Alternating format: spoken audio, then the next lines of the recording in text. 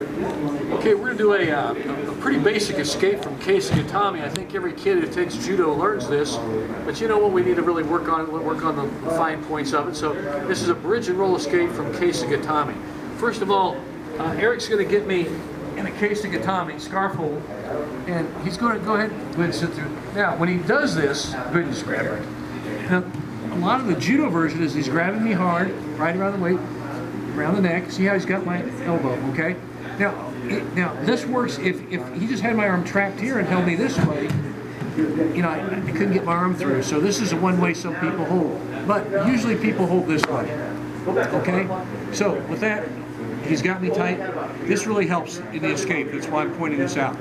Okay. Now from this position here, what I want to do, I want to tight waist him. So I'm going to bridge and roll. The escape name literally tells you how to do it.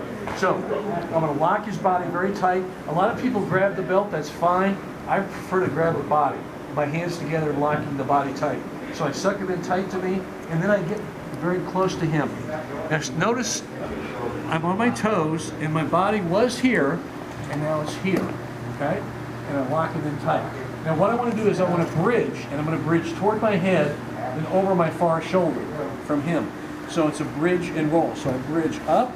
And as I do that, see how I bridge up high? And I roll over the top. Now I'm on top of him. Now I can apply my own Kesa Gatame.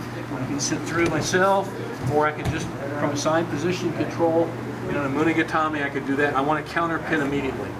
So that's a really important phase. You want to counter pin. So let's look at it again. So he does Kesa Gatame on me. All right. Now, the best time to escape from the Kesa Gatame is before he really sinks it in. So don't lay there and wait, because it gives him time to really sink the pin in. So as soon as he's got me, bam, go to work. So I lock him very tight. Now, I like to grab up a little higher at the ribs because I squeeze them harder, but you could grab down here at the tight waist, grab it, that's fine. Any way to control the body, I like this better, okay? Get your body close to him. Now notice, I don't flail with my feet. They're flat on the mat, they're here. Bridge off of them. I bridge high to my head, over. Then I can sit right back through, and my counter pin hold him. So that's the bridge and roll from Kesa Gatame. And you are literally bridging and rolling. The key thing to remember is do not flail with your feet. One more point on that flailing with the feet thing. This is where people really get in trouble. They do everything right at first. They do this really well, and they start kicking around and flailing. If my feet are at the air, up in the air, they're doing me no good.